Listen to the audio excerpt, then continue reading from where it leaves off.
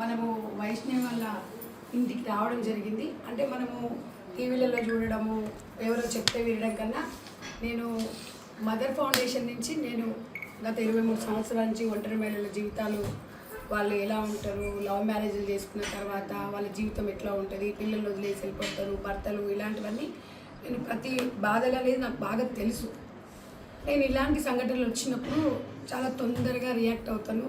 అంటే మానవత్వం అనేది ఎట్లుంటుందంటే, ఇవాళ ఆ అమ్మాయి వెళ్ళలేదు, ఆ అమ్మాయి ఎవరిని ప్రేమించలేదు, ఆ అమ్మాయి ఎవరిని ఇష్టపడలేదు.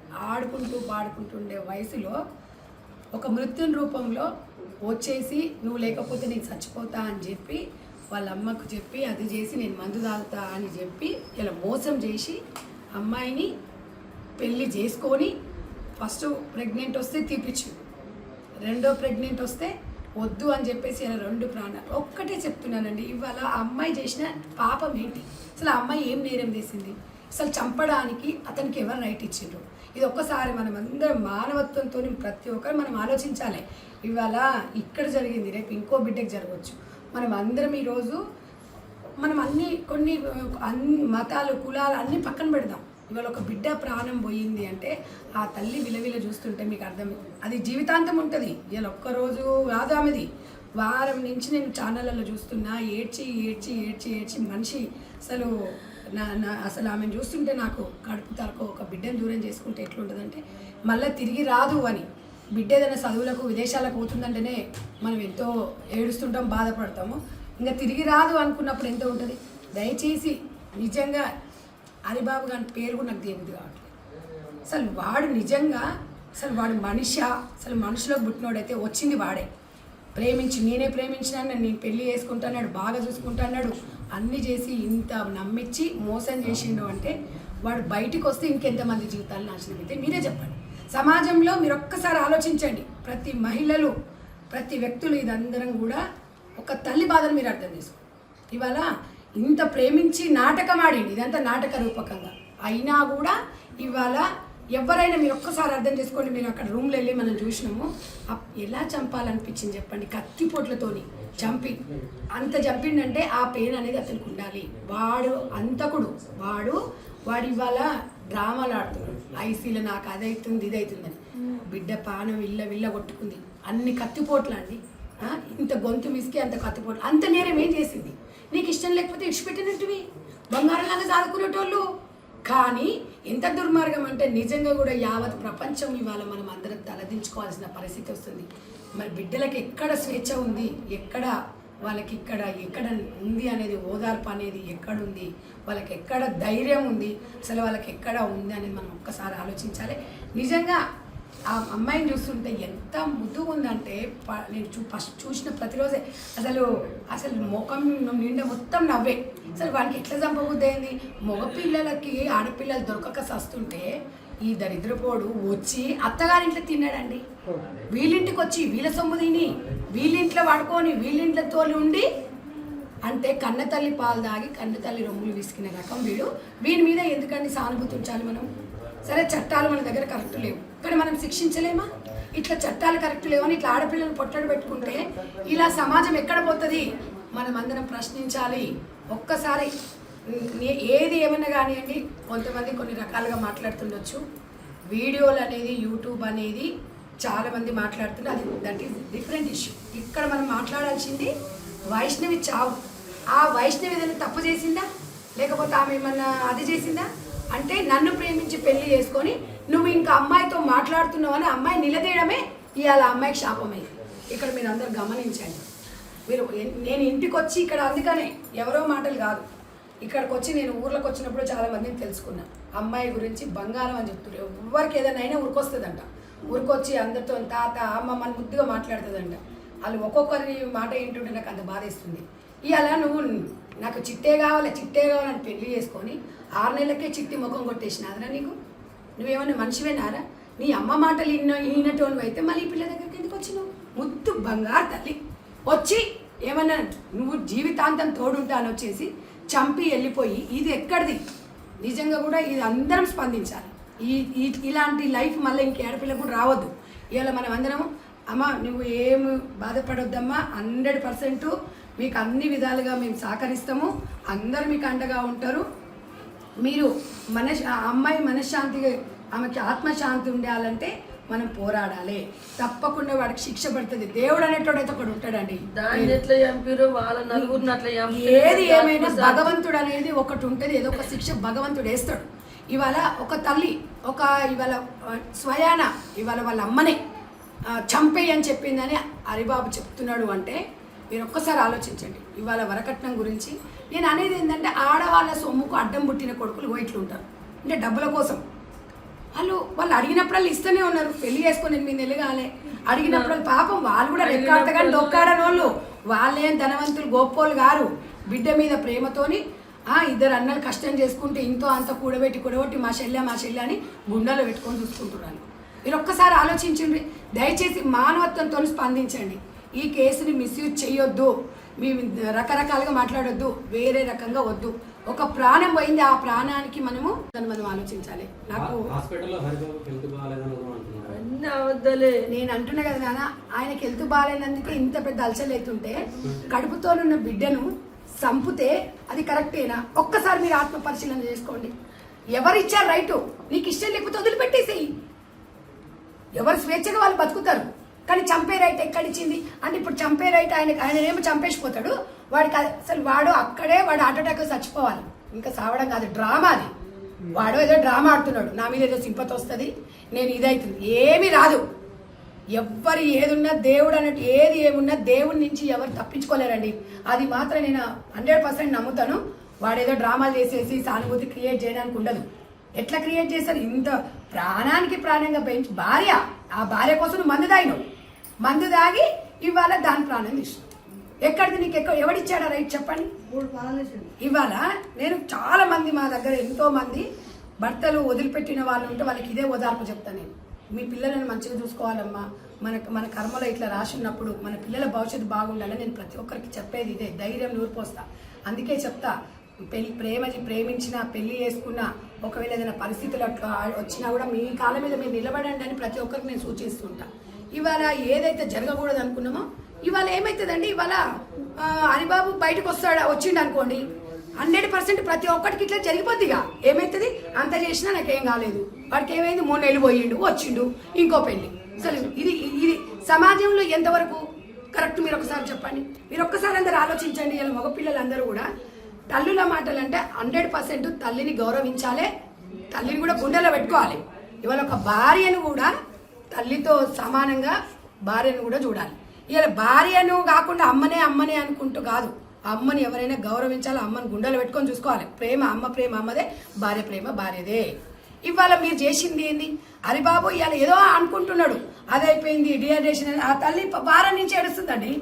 అసలు వారం నుంచి ఆమె కడుపు, ఆమె బాధ, అసలు ఆమెకేమైతుందో చూడాలి. 2 కొడుకులు ఉన్నారు, ఇంకా కళ్ళు కనిపించిన భర్త ఉన్నాడు, వాళ్ళకి ఆధారం లేదంటున్నారు.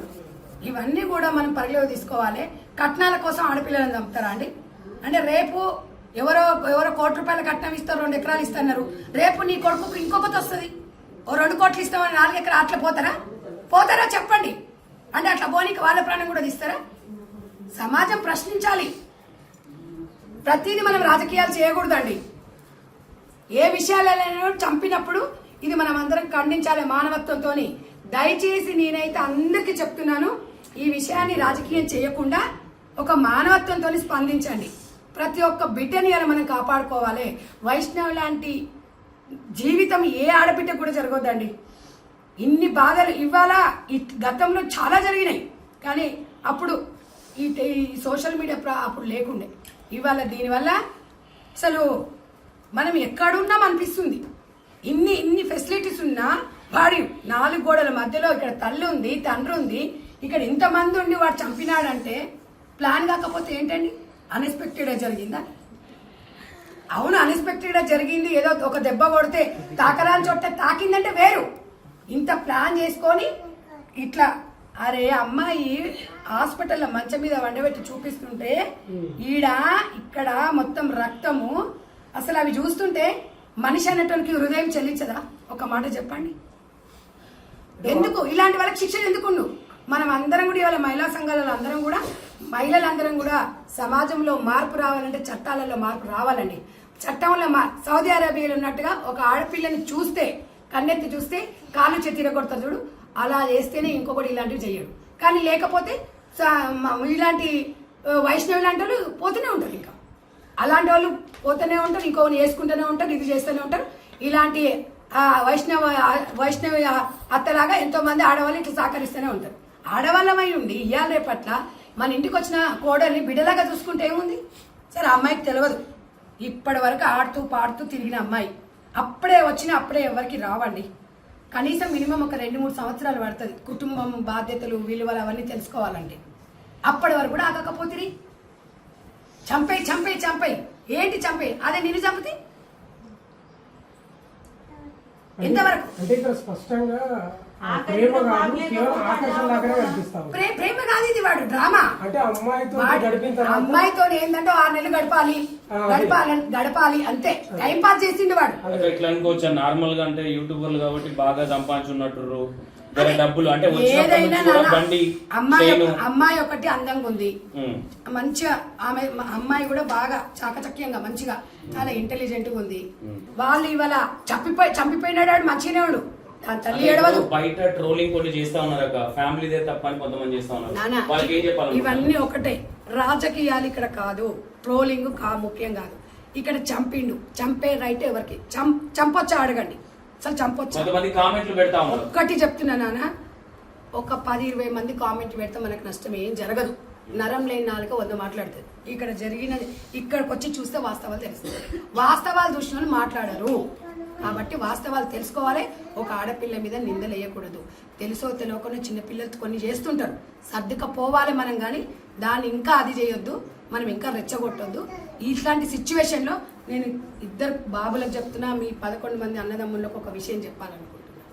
వాడు నెల తక్కువ ముండా కొడుకు కాబట్టి వాడు చేసిన తప్పు చావుకు చావే పరిష్కారం కాదు, దయచేసి. ఎందుకంటే 2 అన్నలు, వాళ్ళకి ఫ్యామిలీ ఉంది. మీరేదన్నా చేసిండ్రు అనుకోండి, మళ్ళీ మీ భార్యలు ఇబ్బంది పడాల్సి వస్తుంది. దయచేసి మీరు అలాంటి పని మాత్రం చేయకండి. శిక్ష అనేది తప్పకుండా మనం న్యాయపరంగా కొట్లాడదాం, కానీ వాడిని ఇది చేస్తాం అది చేస్తాం అని ఆవేశంలో అంటాం. కానీ ఈ ఆవేశంలో మీ వెనకాల మీ కుటుంబాలు ఉన్నాయి, మీ కుటుంబాలు మళ్ళీ ఆగమైపోతాయి. కాబట్టి మనం స్ట్రాంగ్గా ఉండి అందరం కలిసి కొట్లాడి వైషమ్మకు అండగా ఉండి ఆమె ఆత్మశాంతి ఉండే వరకు మనం న్యాయంగానే పోరాడతాం. న్యాయ వ్యవస్థల మీద నమ్మకం పెట్టుకుందాము. తప్పకుండా అందరం కలిసిపోదాం. అందరము ఇవాళ వైషమ్మకు అండగా ఉండాలి. అమ్మనైతే వైషమ్మని తీసుకురాలేం, కానీ ఆ ఆత్మ మాత్రం శాంతి ఉండాలని కోరుకుంటున్నాను. రైట్ అక్క, ఫైనల్ గా 1 word లో ఏం చెప్తారు? ఇలాంటి ఆడపిల్లలకు, ఇలాంటి పేరెంట్స్ కి ఇలాంటి సంఘటనలు వచ్చినాయి, ఇది ఒకటే రాని ఇంకెన్నో ఉన్నాయి, అట్లా ఏం చెప్తారు? ఒక్కటే చెప్పిన, మనోధైర్యంతో ఉండండి.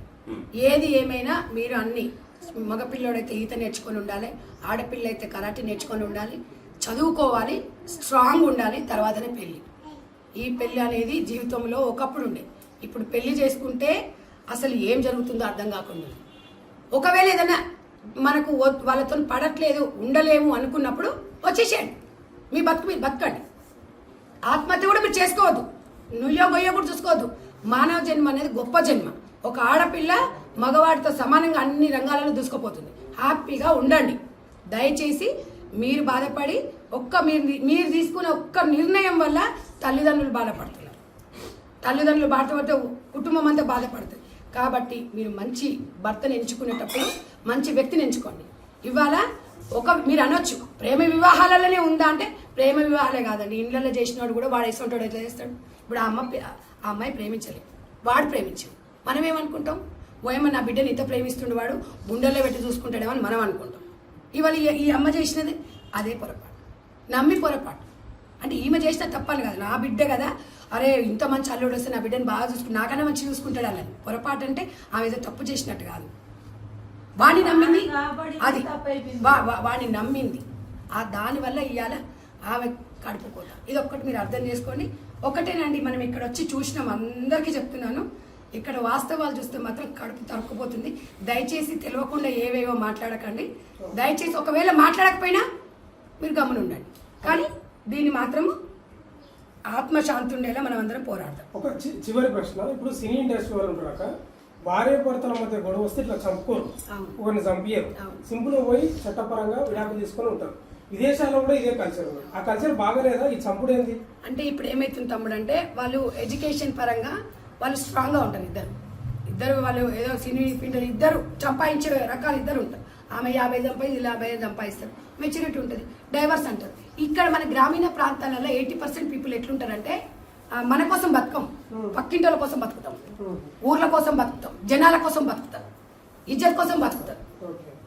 అయితే ఇప్పుడు ఆ ఇజ్జత్ కోసం మనం బతికేసరికి ఏమవుతుందంటే ఇగో ఇట్లా ప్రాణాలు పోతున్నాయి. కాబట్టి నేను అనేది ఏంటంటే ఇప్పుడు గ్రామం లేదు, పట్టణం లేదు, ఉమెన్ స్ట్రాంగ్గా ఉండాలి. అమ్మాయిని స్ట్రాంగ్గా పెంచండి. ఇక ఏ సమస్య వచ్చినా కూడా ధైర్యంగా చెప్పే విధంగా, పోరాడే విధంగా పెంచండి. నేను కోరుకునేది అది ఒకటి. ఏదైనా కూడా నేను అదే చెప్తున్నా. సరే ఇప్పుడు ఏందమ్మా నువ్వు కాపురాలు గుల్చుకోమంటావా అని అంటుండొచ్చు. కాపురాలు గుల్చుకోవడం కన్నా చంపుకోవడం కన్నా కాపురాలు గుల్చుకోవడం ఏమన్నా అదా? చావడం కరెక్టా? నేను అన్నది ఇవాళ అమృత విషయమే తీసుకుందాం. మిరాల కూడా అమృత విషయమే. మిరాల కూడా అమృత విషయము.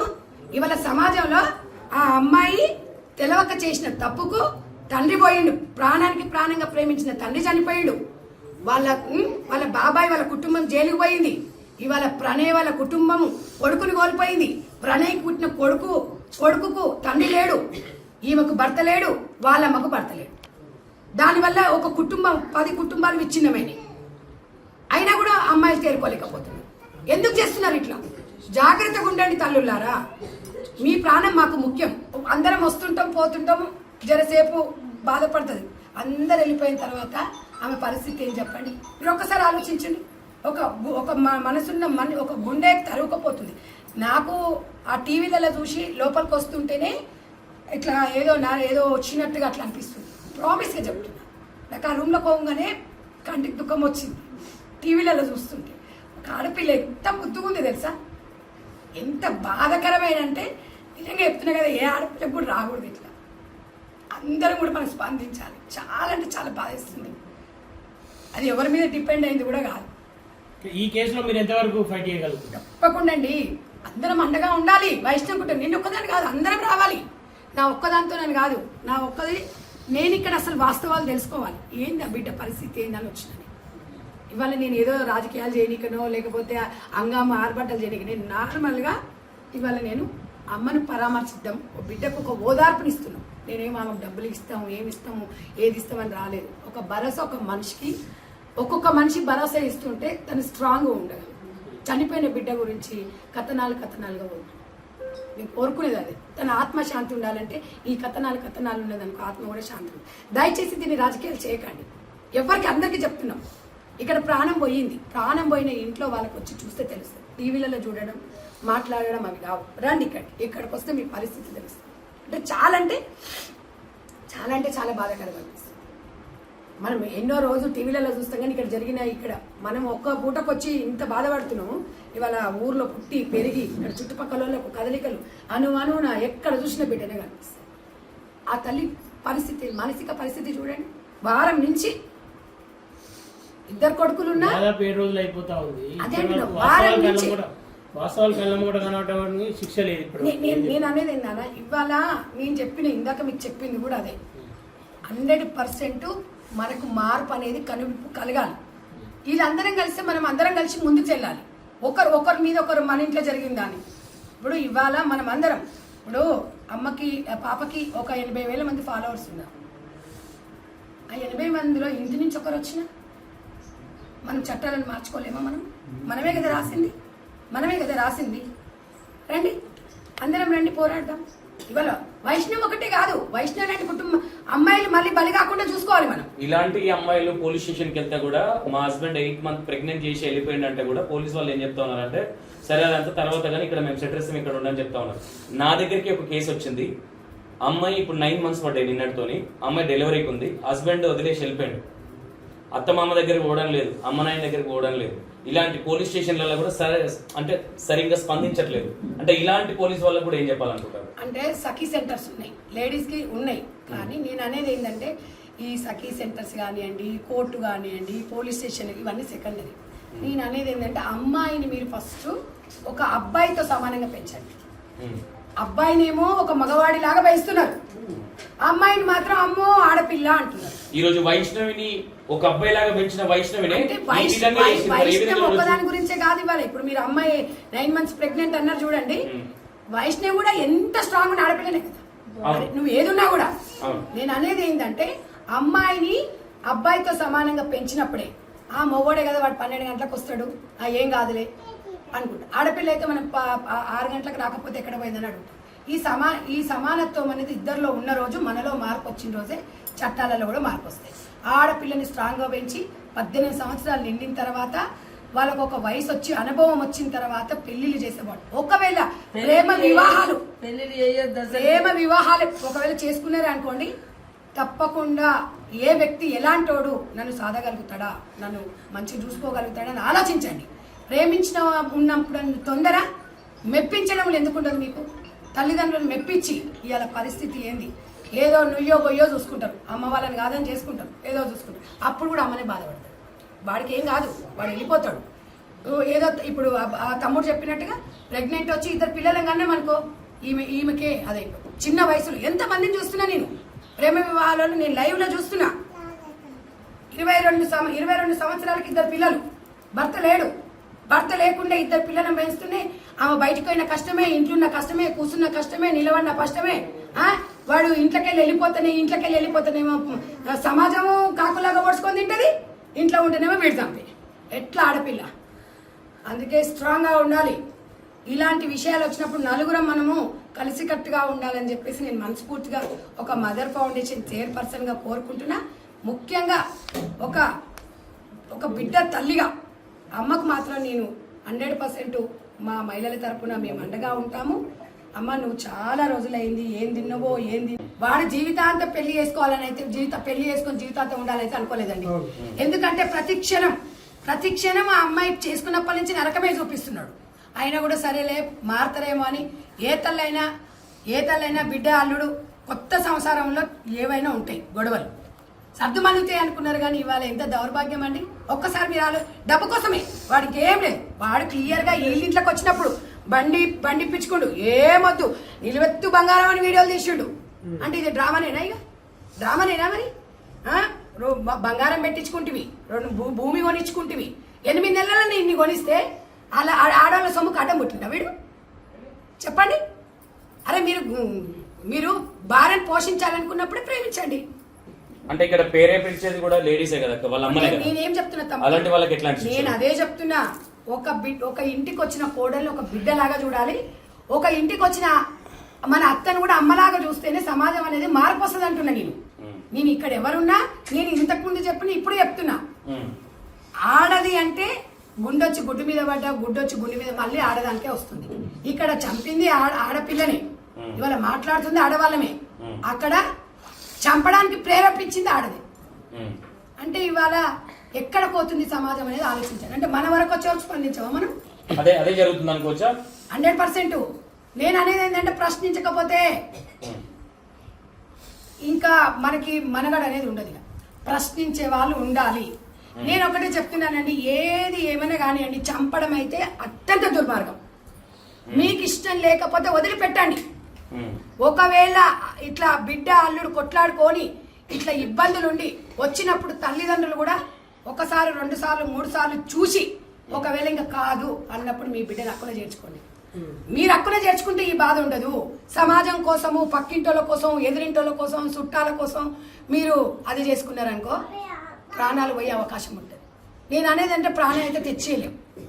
ఇలాంటిది ఇంకోటి పునరావృతం కాకుండా చూసుకోవాలి. ఎట్లాంటి శిక్ష పడాలని చెప్పేసి డెఫినెట్ గా అండి, వాడికి యావజ్జీవ కారాగార శిక్ష పడాలి. వాడు ఒక కాలు ఒక చెయ్యి సాధ్యమైతే అంటారా ఈ ప్రభుత్వంలో? నేను ప్రభుత్వంగా చట్టాలలో చట్టాలు బలంగా ఉన్నప్పటికీ కూడా ఇంప్లిమెంట్ వేరే విధంగా ఉందని మన దగ్గర మన భారతదేశ చట్టాలు ఎట్లున్నాయి. నేను అనేది ఏంటంటే ఇప్పుడు ఈ అమ్మాయి ఆత్మశాంతి ఉండాలి, ఇలాంటిది జరగకూడదు అనేది మనం. కాబట్టి చట్టాలలో మార్పులు రావంటే అందరం ఫైట్, నేను ఫైట్ చేసి నువ్వు ఫైట్ చేసి ఇవాళ ఒక్కరే ఫైట్ చేసి వీళ్ళు ఫైట్ చేసి ఈ 2 ఛానల్స్ వల్ల కాదు. నేను అనేది అంటే దేశం మొత్తం కనిపించగలగాలి. ఒక్కటి ఇక్కడ నేను ఫస్ట్ చెప్పిన కులాలు మతాలు ఏమి తీయకండి. ఒక ఆడపిల్ల జీవితం, ఇక్కడ ఒక ఆడపిల్ల ప్రాణం దాని గురించి మాత్రమే 23 సంవత్సరాల నుంచి నిరంతర పోరాటం నాది ఒక మహిళగా అండగా ఉంటుంది. నేను చెప్పింది అదే చెప్తున్నా.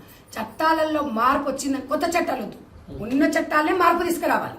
ఆ మార్పు తీసుకురావాలంటే కేంద్ర రాష్ట్ర ప్రభుత్వాలు స్పందించి ముందుకొచ్చి ఇలాంటివి గవర్నమెంట్లో ఇంకా చాలా టీమ్స్ ఇట్లాంటివి ఇంప్లిమెంటేషన్ చేస్తున్నారు. ఈ చట్టాలలో కూడా మార్పులు రావాలని కోరుకుందాం. తప్పకుండా వైష్ణవ్ కుటుంబానికి ఇక్కడ పోలీసు కానివ్వండి, కోర్టులు కానివ్వండి, ఇక్కడ గవర్నమెంట్ అండగా ఉంటాం. తప్పకుండా న్యాయం జరిగేలా మనం అందరం పోరాడదాం. ఇవాళ వైష్ణవిది ఒక్క ఇంటి సమస్యనే కాదు, ఇది ముక్కు పచ్చలారని పిల్లలు, చిన్న పిల్లల నుంచి పెద్దల వరకు ఎన్నో జరుగుతున్నాయి. ఇవన్నీ జరగొద్దంటే చట్టాలలో మార్పు, చట్టం మార్పు రానంత వరకు నువ్వేమి చేయలేవు. ఆంధ్రప్రదేశ్ లో అమ్మాయిలపై అఘాయిత్యాలు, దారుణాలకు పాల్పడితే చెరువులలో శవాలు తేలుతున్నారు. మరి ఎందుకు తెలంగాణలో ఎందుకు తేలుతలేరు? ఇప్పుడు నాన్న భారతదేశంలో చట్టంలో ఎట్లు తెలంగాణకు ఆంధ్రకి సపరేట్ లేవు. ఇక్కడ నేను అనేది ఏంటంటే మనం అప్పటి నుంచి కూడా ఒక మహిళ అంటే వివక్షత అంటే ఏముంది. ఇప్పుడు మర్డర్ అంటే 90 రోజులు జైలు, సింపుల్ లాజిక్ అనమాట. ఏమైతుందిరా 90 రోజులు పోతా, వస్తా, బెయిల్ మీద వస్తా. ఎగ్జాంపుల్ మనము ఇవాళ ఎవరిని అనడం కాదు, ప్రత్యక్ష కేసులు ఏమైంది, అమ్మాయిని చంపిండు, 24 సంవత్సరాల తర్వాత శిక్ష పడింది. ఆ తల్లి కడుపుకోతే ఎవరు చూడాలి? వాడు మంచి విదేశాలలో సెటిల్ అయ్యిండు, ఎంజాయ్ చేసిండు. కోర్టు దగ్గరకు పోతే 5 సంవత్సరాలు శిక్ష పడింది. మళ్ళా పెద్ద కోర్టుకు పోతే 3 సంవత్సరాలు. 3 సంవత్సరాల నుంచి డే అండ్ నైట్ చూస్తూ సంవత్సరంన్నర. అంటే ఒక ప్రాణం విలువ సంవత్సరంన్నర. అంటే మీరు ఆలోచించండి. ఇది అందరు కలవాలండి, అన్ని ఆల్ పార్టీస్, అందరూ ఇక్కడ వక్తలు, మేధావులు, సామాజికవేత్తలు, డిపార్ట్మెంటు, కోర్టులు, అన్ని ప్రభుత్వాలు అందరు కలిసి వస్తేనే ఈ చట్టాలలో అనేది ఇంప్లిమెంటేషన్ తేగలుగుతాం. తప్ప ఇవాళ వస్తామండి, ఎవరు అందరం వస్తాము, ఓదారుస్తాం, పోతాం. కానీ సాయంత్రం అయితే ఆమె బాధ ఎంత ఉంటుంది, తల్లికి ఉంటుందండి. తల్లికి మామూలుగా ఉండదు.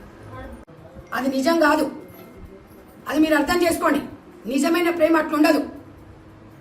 18 సంవత్సరాల లోపల ప్రేమిస్తారు, పెళ్లిళ్ళు చేసుకోని తల్లుల మీద కేసులు పెడతారు. అది ఏమవుతుంది అనేది మీరు అర్థం చేసుకొని ఎవరైనా కానీ మీకు నచ్చిన వ్యక్తిని మంచిగా ఎన్నుకొని ఫస్ట్ మీరు ఆర్థికంగా స్ట్రాంగ్గా ఉండి మీరు బతికి చూపించండి. నేను కోరుకునేది అదొకటి.